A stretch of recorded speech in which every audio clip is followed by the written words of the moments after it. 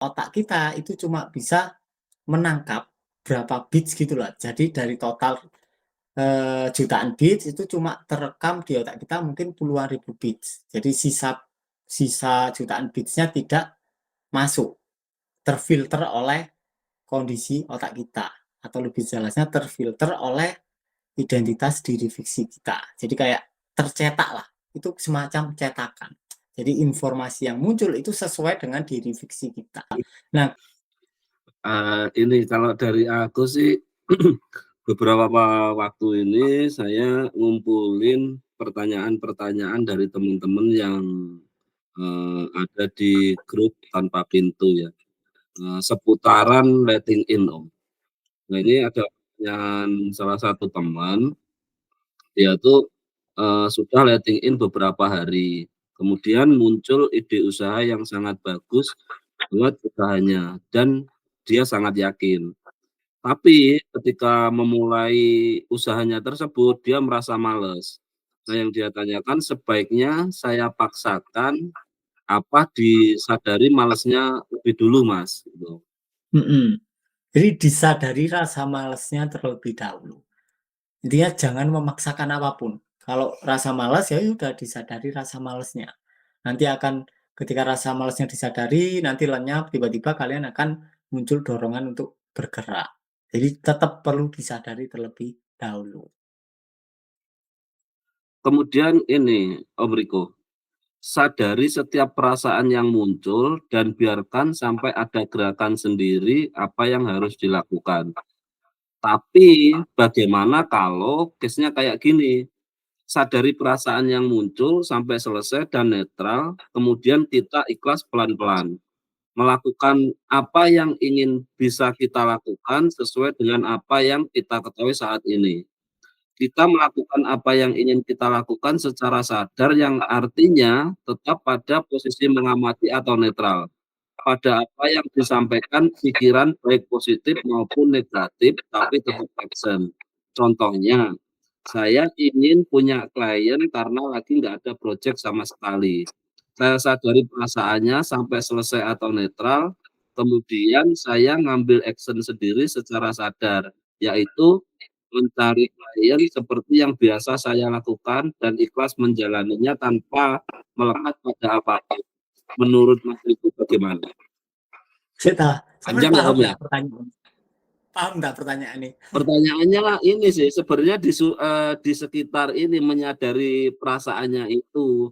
Nah, setelah itu, dianya itu action-nya itu, sadar dia itu mencari klien seperti yang biasa atau ikhlas menjalani tanpa melekat pada apapun. Hanya ini sih, hanya konfirmasi ke Mas Oke, Riko aja, bener apa belum gitu. oke. Jadi gini, kita itu ada istilah insight sama istilah persepsi. Oke, jadi kalau berpersepsi itu berasal dari diri fiksi kita. Polanya pasti sama, data lama. Tapi kalau insight itu adalah data baru, berasal dari semesta. Aslinya semuanya berupa insight, asal kita tidak memfilter melalui identitas kita. Sama kayak teorinya otak kita itu cuma bisa menangkap berapa bits gitu loh. Jadi dari total jutaan bits itu cuma terekam di otak kita mungkin puluhan ribu bits. Jadi sisa sisa jutaan bitsnya tidak masuk, terfilter oleh kondisi otak kita, atau lebih jelasnya terfilter oleh identitas diri fiksi kita. Jadi kayak tercetak lah, itu semacam cetakan. Jadi informasi yang muncul itu sesuai dengan diri fiksi kita. Nah, ketika kita menyadari emosinya apa adanya, kemudian emosinya runtuh, kemudian struktur identitasnya runtuh, otomatis tidak ada filter lagi. Nah, saat itu insight mulai muncul. Kita tahu itu insight adalah ketika kita sadar, oh ini kok pikiranku baru ya, gak kayak biasanya. Tindakanku juga baru akhirnya. Ketika pikiran kita baru, beda dari kemarin, beda dari tahun lalu, beda dari, intinya beda lah. Datanya kita pasti sadar. Kalau pikiran kita baru, kalau perasaan kita baru, beda dari sebelumnya, kita pasti tahu. Dan otomatis tindakan kita juga baru. Karena tindakan kita dirangsang oleh pikiran dan perasaan. Itu. Jadi tidak perlu khawatir, nanti insight-nya pasti muncul-muncul sendiri. Karena tindakan itu muncul, dorongannya muncul berasal dari perasaan dan tentu saja dari pemikiran kita. Dan lebih jelasnya dari identitas kita. Jadi identitas yang kekurangan sama identitas yang keberlimpahan bisa jadi tindakannya itu sangat berbeda jauh. Apakah ini Om, buat teman-teman yang, apa ya, di member ini, apa ya, kayak dia ngerasain nggak ketika sudah berpindah identitas? Cara dia ngetahui udah berpindah, identitas atau masih belum berpindah identitas? Cara untuk tahu itu gampang, ya dilihat dari suara-suara di kepalanya. Kalau sebelumnya ketika masih di identitas lama, misal identitas yang misal kita tidak harmonis sama pasangan lah. Si cewek ini mengalami KDRT. Otomatis pikiran-pikirannya kan juga terkait hal itu, terkait kesedihan, terkait KDRT, terkait dikhianati, kekerasan dan lain-lain. Nah, tiba-tiba ketika perasaannya disadari, tiba-tiba perasaannya itu ganti. Tiba-tiba secara otomatis perasaannya ganti bahagia dan kemudian pikirannya itu juga ganti, beda dari sebelumnya yang awalnya itu mikirin kok jahat banget orang ini, sekarang nggak kepikiran lagi, kepikirannya hal-hal yang baik. Kemudian otomatis dorongan tindakannya juga akan berbeda. Itu. Jadi nggak perlu khawatir karena kalian pasti akan tahu. Karena apa ya? Perbedaannya itu terlampau jauh. Karena identitas yang runtuh sama identitas yang baru itu juga berbeda jauh. Bayangin, diri yang tersakiti kemudian ganti ke identitas diri yang dicintai kan jauh banget kan. Otomatis kalian pasti tahu kalau pikiran kalian, loh kok pikiranku beda sama sebelumnya. Atau perasaanku kok beda, udah nggak sedih lagi. Nah itu, sama kayak misal gini, biasanya kalau kalian punya pendaman kekurangan, kalian makan di makanan yang 300.000, itu pasti kerasa nggak enak. Nah, pelan-pelan ketika rasa nggak nyamannya ini disadari, kemudian kalian makan di makanan yang 300.000, rasanya biasa aja. Nah, itu berarti frame-nya mulai ganti, identitasnya mulai geser. Atau contoh lain, misal biasanya kalau orang punya punya diri identitas yang merasa kekurangan, kalau kehilangan sesuatu, benda yang dia anggap berharga atau mahal, dia pasti galau, sedih lah.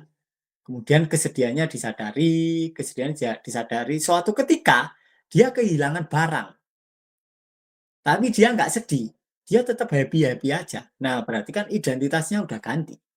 Karena perasaannya udah beda dari sebelumnya, pikirannya juga udah beda.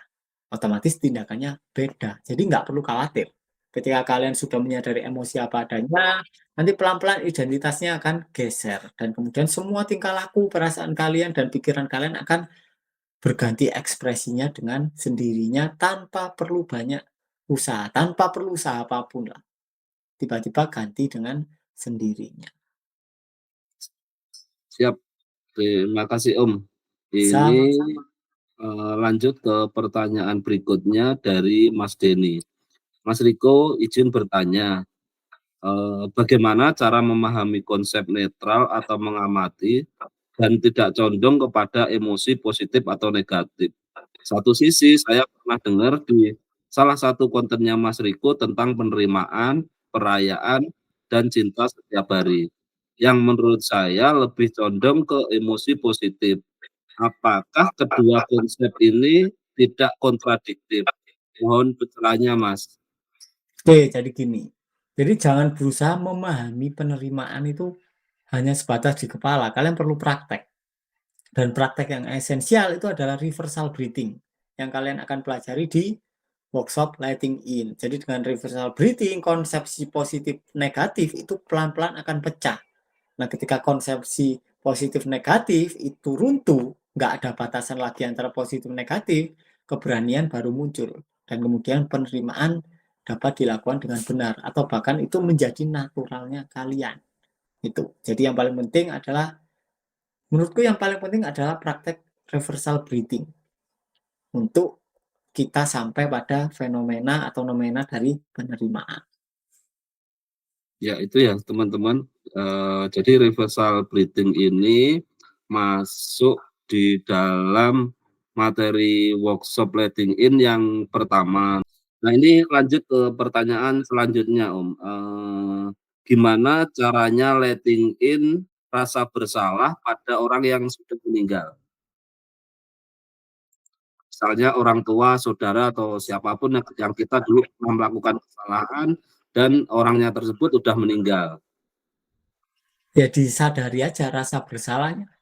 Hasilnya rasa bersalah kalian itu tidak ada kaitannya dengan orang tersebut. Jadi tidak ada kaitannya dengan orang lain. Jadi orang lain itu cuma kambing hitam kalian karena kalian tidak mau melihat diri kalian sendiri. Tidak mau menyadari rasa bersalahnya apa adanya. Jadi kalian lebih memilih terjun ke dalam cerita kepala kalian. Oh ini rasa bersalah gara-gara bla bla bla bla. Padahal ya enggak. Rasanya itu tetap di dalam diri kalian. Jadi kalian hanya perlu mendekatkan diri dengan tubuh kalian.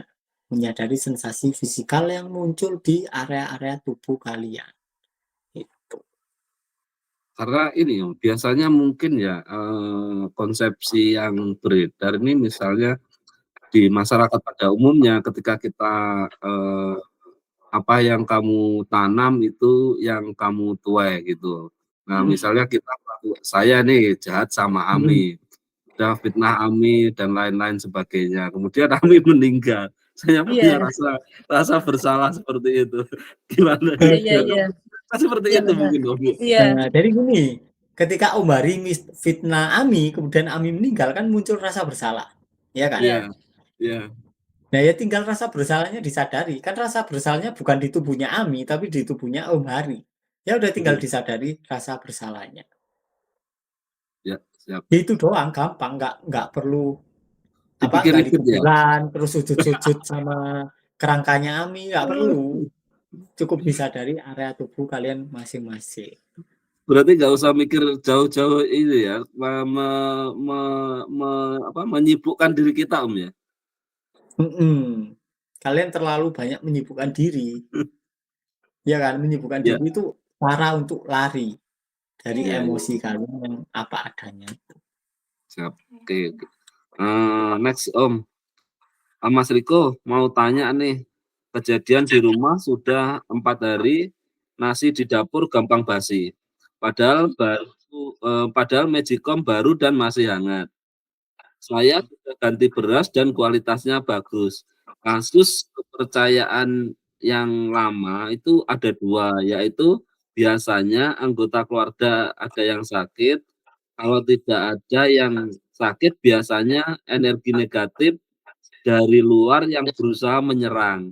Bagaimana cara menghapus keyakinan seperti itu dan bagaimana cara letting in-nya?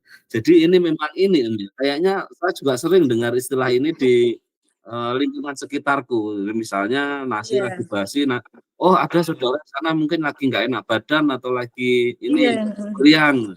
Gimana menurut Mas Riko iya, ini? Di sekitarku juga banyak itu isu-isu kayak gitu.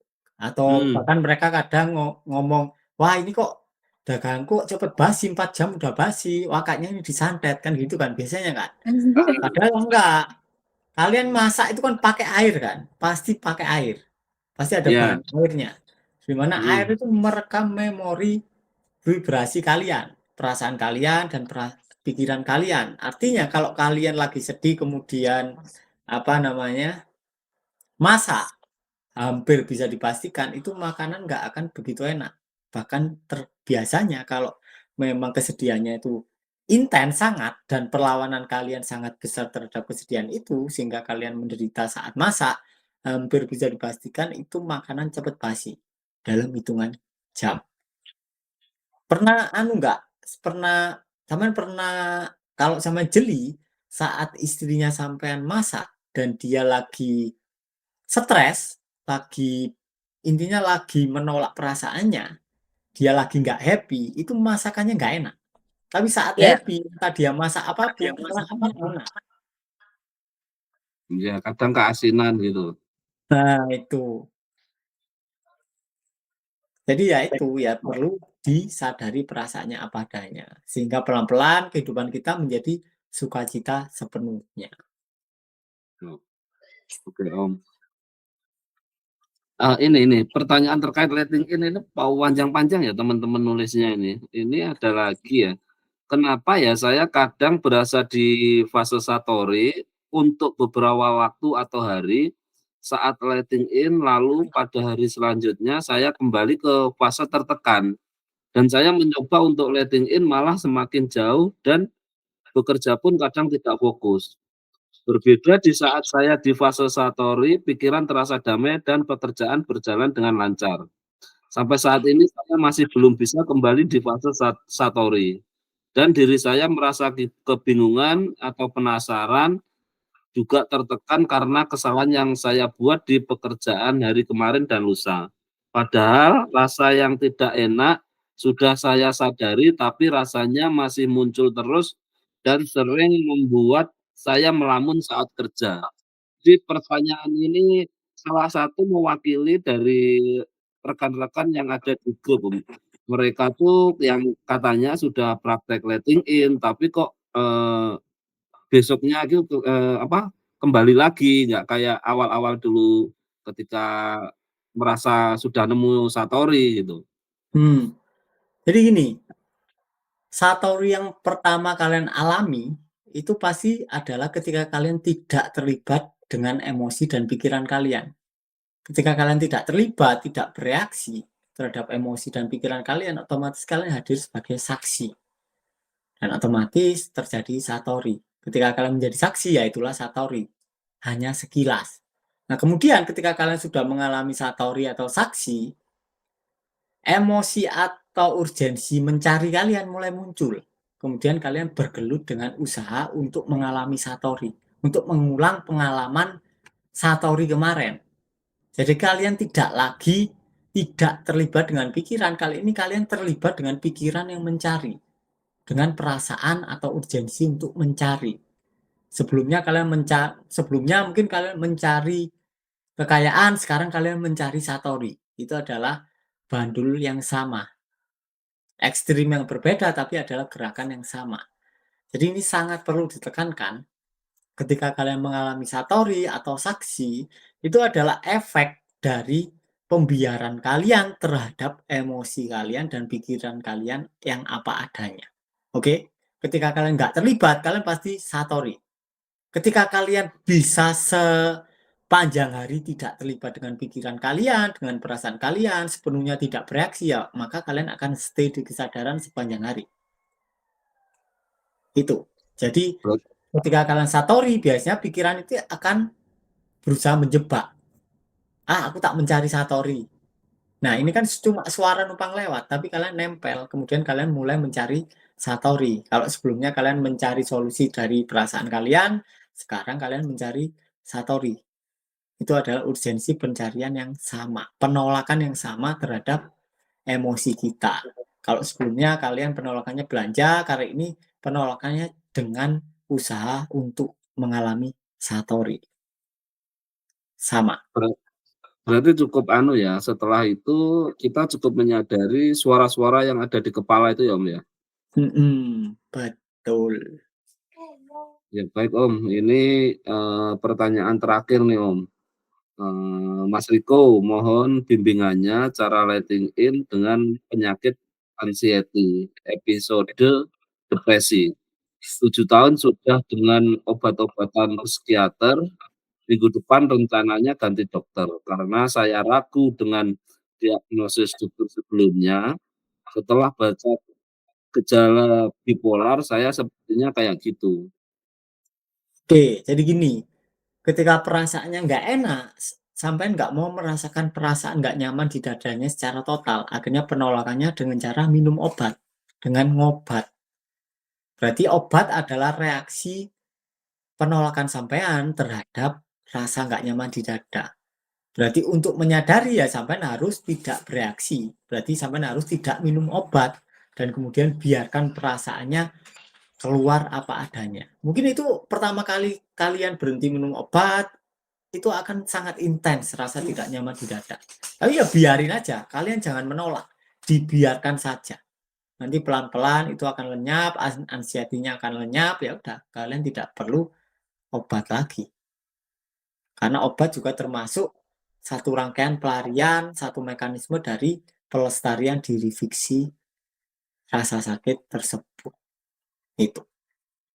Tapi biasanya ini Om, buat teman-teman yang masih awal ya itu, ada mungkin rasa ketakutan, atau mungkin rasa tidak kuat nahan sakit ketika, berusaha untuk membiarin Mhm, sakitnya itu tumbuh. Misalnya kayak ini pengalamanku pertama dulu ketika, tiba-tiba aku salah minum kopi kemudian kena MAH itu kan, mhm, nggak kuat nih akhirnya mhm, coba tetap minum obat.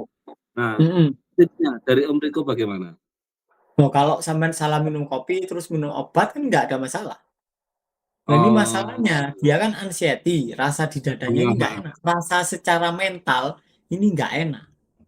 Dadanya ini sensasinya nggak enak, bukan sensasi sakit perut atau organnya bermasalah, tapi sensasi emosinya ini nggak enak. Kemudian untuk lari dia minum obat untuk meniadakan rasa sakitnya. Itu. Jadi perlu disadari dulu perlawanannya terhadap rasa sakit. Kemudian ya udah, itu akan hilang dengan sendirinya. Kalau case-nya Umari minum obat, ya memang rasanya sakit. Dan mungkin perlu minum obat dan nggak ada masalah. Selagi itu tidak menjadi adiktif. Artinya kan sama nggak mungkin sakit tiap hari kan.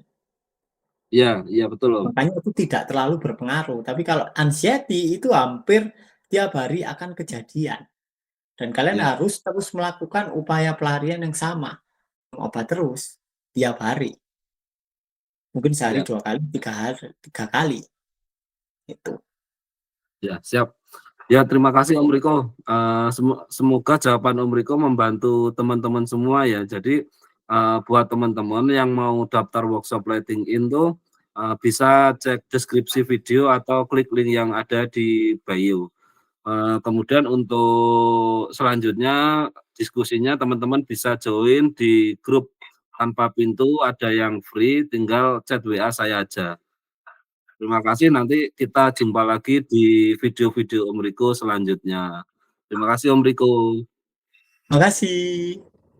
Dapatkan paket lengkap e-book Lautan Keberlimpahan di sini. Hubungi 082231034524.